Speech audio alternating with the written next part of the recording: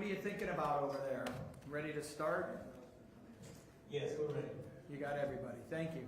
Are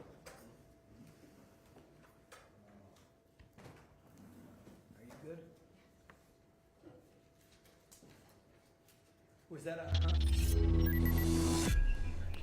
And good morning, I'm Dan DeRose with 19 News Now, coming to you from our digital desk. We're going to be taking you live down to the Justice Center in Cleveland here for two high-profile arraignments, two different cases.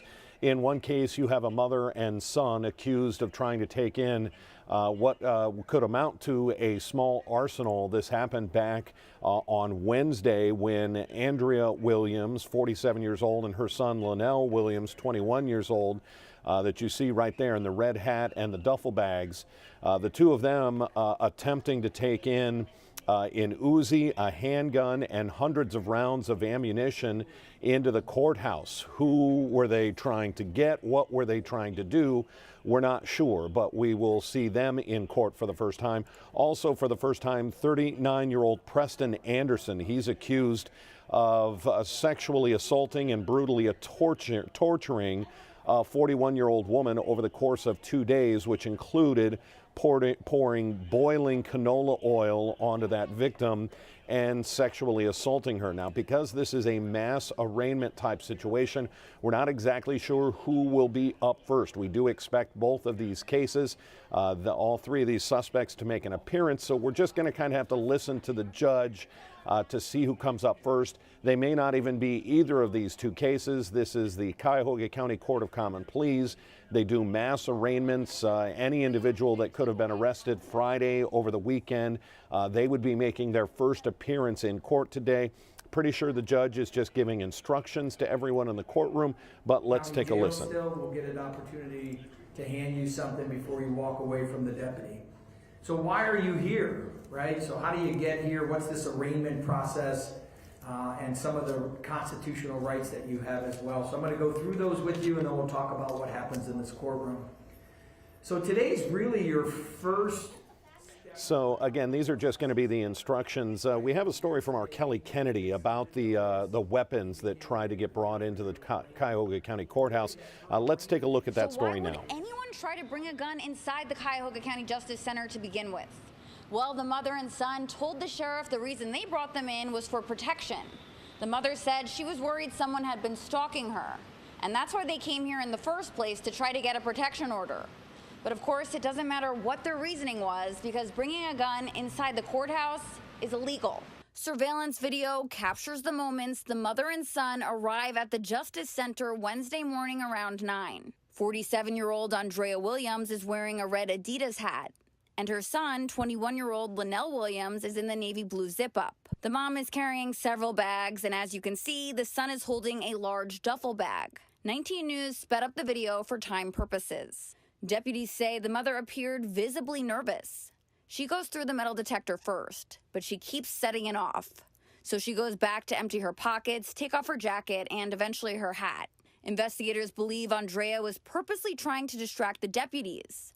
That way her son could get the guns through the x-ray machine undetected. When Linnell goes through, he sets off the metal detector. Deputies then searched his duffel and made the shocking discovery: 2 firearms, a pistol, and a handgun, one with an extended magazine, plus over 100 rounds of ammunition. Andrea goes through the metal detector at least 10 times that we see in the surveillance video. Deputies didn't find any guns on her. Both the mother and son are charged with carrying a concealed weapon and illegal conveyance of a deadly weapon in a courthouse. The sheriff's office tells me they did contact the Joint Terrorism Task Force out of an abundance of caution, just to make sure this wasn't a coordinated attack.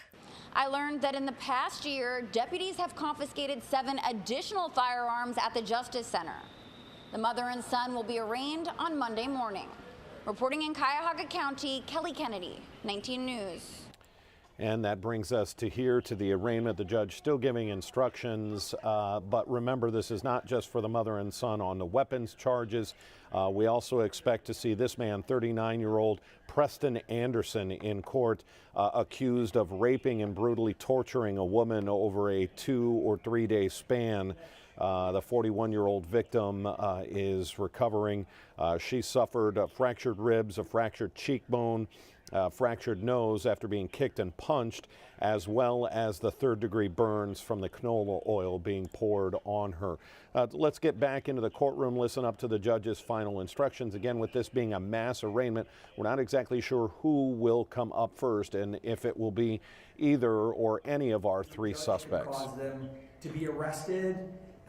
We could compel them to come in and testify, and that's a right you have. And then finally, you have a right to remain silent. That's your constitutional Fifth Amendment right. Nobody could force you to testify against yourself. No one could ever comment that you didn't testify and then try to use that against you. Today, you also have a right to a lawyer. So if you are unable to afford a lawyer, or you are thinking of hiring a lawyer and they're not here, I'm going to appoint a lawyer to represent you. So I want to talk about that process so you understand how the appointment of a lawyer gets assigned to you. So if you looked at your indictment, and let me ask for those of you in the courtroom, does anyone not have their indictment, not have their paperwork, haven't been provided? Okay, so when you look at your indictment, if it ends in a 1, it ends in a 3, it ends in a 5, and it ends in a 7. Those cases, unless there's a conflict, are going to go to our public defender's office.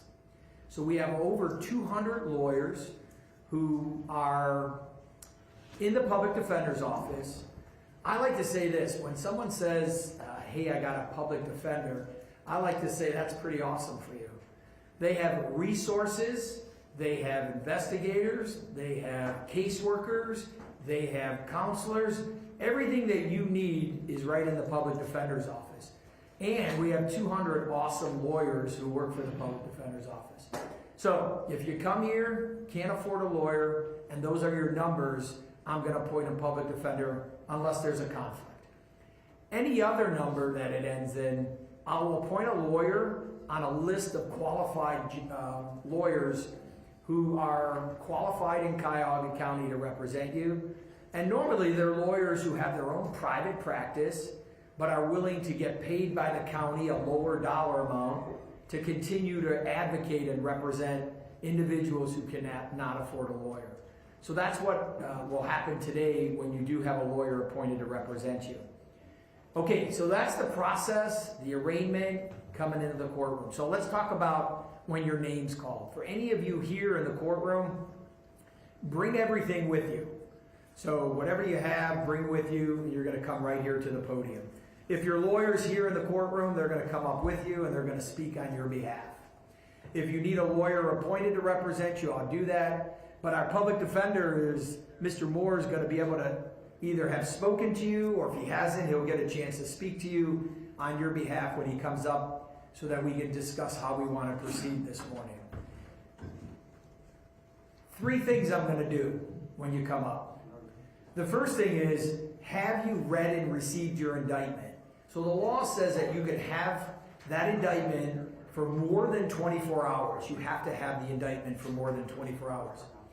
If by chance you just received it today and you do not want to go forward with your arraignment, you want to talk to family or you want to talk to a lawyer, we can continue today's hearing, but you're coming back to see me tomorrow morning at 8 o'clock in the morning. So I'm going to ask you, have you read and received your indictment, and will you waive the reading of the indictment so that I can move forward with the 24-hour notice question? Have you had it more than 24 hours? So those are questions I'm going to ask you when you come up here. When you're done with those questions, the next 2 are, can you afford a lawyer?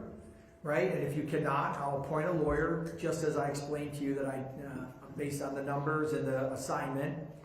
And then I'll ask, how do you plead? Right? So let me say this for all of you. I will not accept a guilty plea today. Right? So every plea will be a not guilty plea. And you're going to ask me why. Right? Some of you might come in here and say, I just want to be done with this. Right? I wrote a check out of my friend's bank account. I was in dire need of money to make my rent and my car payment, and I did it. And I want to accept full responsibility today. And then you're saying, well, why can't I just plead guilty? Today, I want to advise you of this too. In our courts, we have what we call specialty dockets.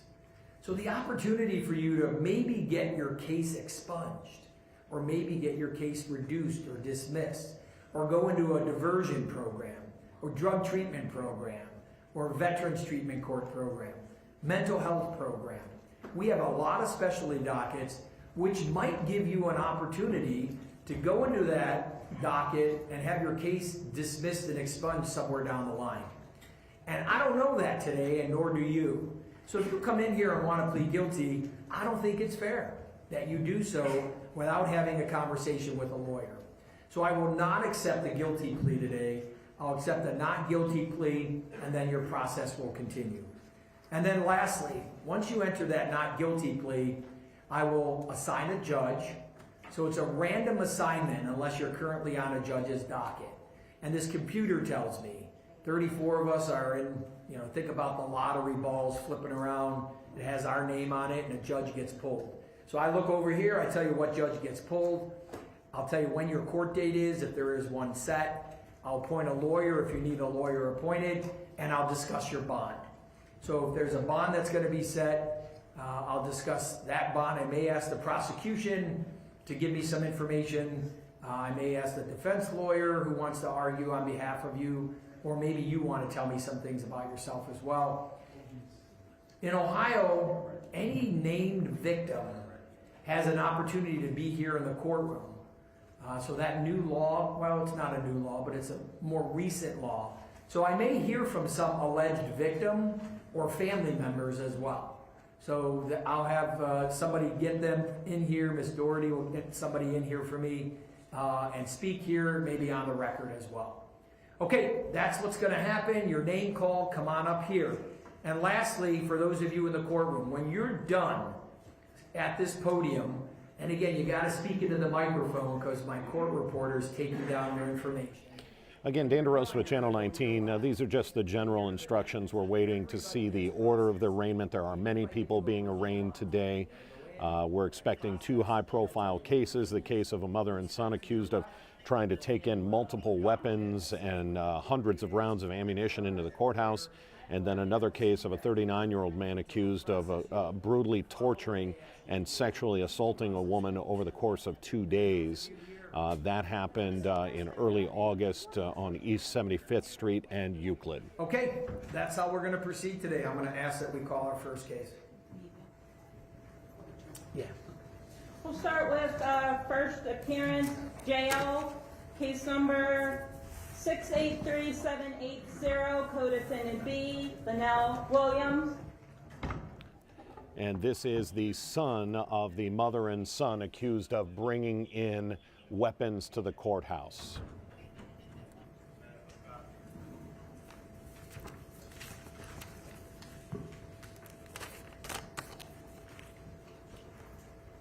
Good morning, Your Honor. Sean Moore for the Public Defender on behalf of Mr. Williams for today, bar number 0075129. We would ask that private counsel be appointed and that the court order a reasonable bond in this matter. All right, Mr. Williams, I'm going to appoint Joe Morris to represent you in this matter. You'll get his name and number so that you can call him. The bond recommendation is the original bond continued, the $25,000 cash surety or property. And then the matter is going to go directly to the grand jury, and the grand jury will have an opportunity to review the indicted charges as well. Thank you, sir.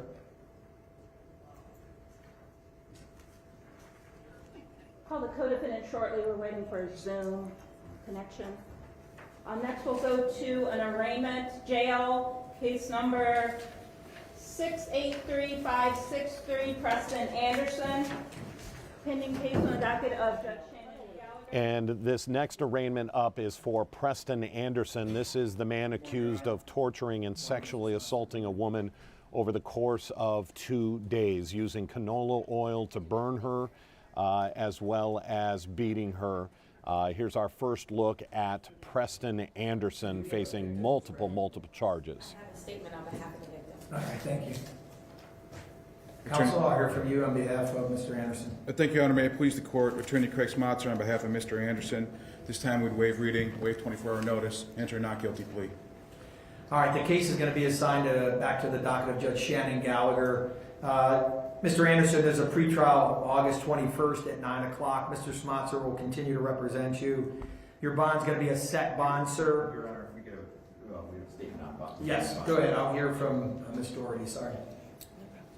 Thank you, Your Honor. Ryan Doherty, a victim advocate with the prosecutor's office. On behalf of the victim who is unable to be here because she is in the hospital still from this incident, we asked for a high bail, $750,000. This incident came after the defendant was indicted on a felonious assault and domestic violence charge with the same victim. They found the paperwork. He found the paperwork in the mail, and this created him to assault her, torture her, and rape her for over a 2-day period. We asked for a high bail for the safety of the community and the victim. Thank you. All right, thank you. Mr. Smotzer, anything that you'd like to state or anything from you, Mr. Mackin? Nothing at this time, Your Honor. Nothing, Your Honor.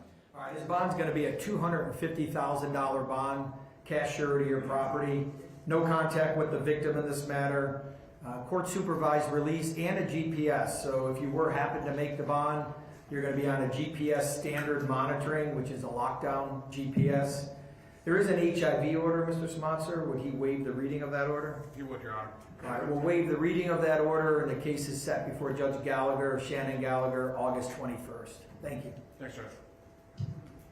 Man, fuck all y'all. Suck my dick. Take that. We apologize for the language. See if the judge does anything. Back in the courtroom. Nope. Case number 682676, Desmond Mims. And this is not one of our expected arraignments this morning. Just going to double check here. Good morning, Your Honor. Good morning. I'll hear from counsel. Thank you, Your Honor. Max Martin on behalf of Mr. Mims. Your Honor, I was previously... And this is Mr. Mims. This is a case unrelated. You heard Mr. Preston Anderson as he was leaving the arraignment jail cell. An obscene statement made by him, clearly not happy. We did get a little bit of an insight more into the case. We didn't know much more than the victim had been tortured for 2 days. You heard the victim advocate say in court that she had filed for a restraining order, and that restraining order came in the mail, and that's when Preston Anderson found it, got upset, and that's when he then beat her, raped her over the course of 2 days. Just going to make sure the judge isn't doing anything as we look back at the jailhouse. Pretrial set August 25th. No, the judge has concluded that one. Not exactly sure that we're going to see the mother and son, if we're going to see Andrea Williams. She was the first part of that video that you see in the story where the mother and son tried to bring in 2 loaded weapons as well as 100 rounds of ammunition. Their excuse was that she felt she was being stalked, so they brought weapons with them for protection. That's not going to hold a lot of water. That case is going to go to the grand jury. They will determine exactly charges for the pair. But that's where we're going to wrap up this morning for the 2 arraignments. Not exactly sure when the mother will appear and if she will appear in the same arraignment. So instead of hanging on here to everyone, we can listen into one more case and see if we get the call for Andrea Williams.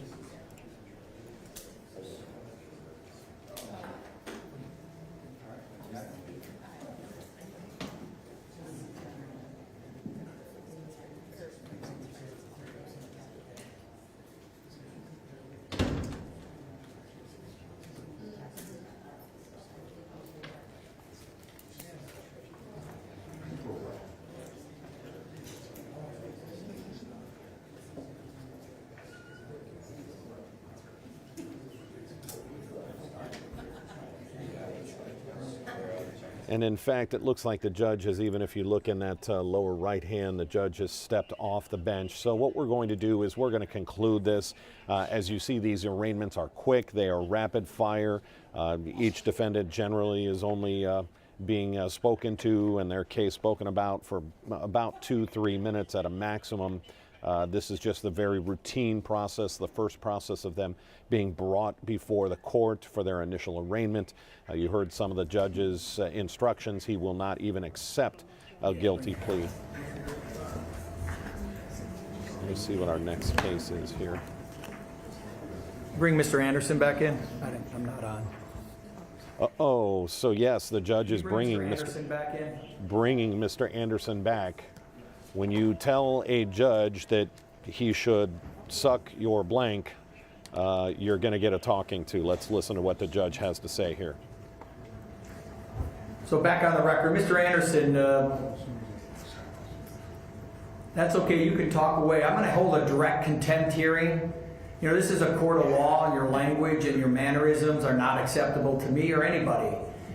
You're in on a serious charge, and you find yourself saying the things you did to the court and to the general public is disrespectful. But with respect to that, I'm going to hold a direct contempt hearing of this court. I'm going to set that hearing for tomorrow at 1 o'clock in my courtroom. Thank you. We'll adjourn. Thank you, Your Honor. Thank you.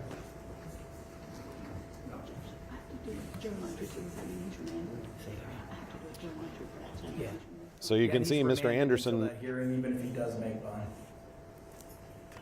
Your Honor, he said he had something to say. That's okay. I don't want to hear from him.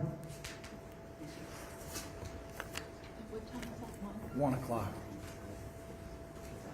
So, as you heard from the jail guard there, that Mr. Anderson had something else he would like to say to the judge, and the judge saying that he doesn't care what Mr. Anderson has to say, and that proceeding is over, but that he will be back in court tomorrow for a direct contempt hearing. You cannot tell a judge to suck your anything and expect to get away with that. That's just not the way courts operate. I was actually surprised the judge didn't stop right there immediately. The judge may not have heard what he had to say there, and it was after that you saw the judge take a little bit of a pause. And now Mr. Anderson, on top of the very, very serious charges he's already facing, 4 counts of rape, 2 counts of kidnapping, 1 count of attempted rape, 7 counts of felony assault, 2 counts of strangulation, 1 count of retaliation, and 1 count of domestic violence, facing a mountain of charges. He can now add direct contempt on top of that. That will be tomorrow at 1 o'clock. We will more than likely try to get to that hearing as well. We're going to wrap this up. We're not sure if we're going to see the mother of the mother and son, Andrea Williams. Her arraignment may not make it today, or she may be quite a bit further down the docket. If we have any other breaking news, we'll bring it to you here on our digital platforms. Otherwise, our 11 o'clock news coming up, followed by our noon news on Channel 19. Until then, I'm Dan DeRose with 19 News Now. Have a good afternoon.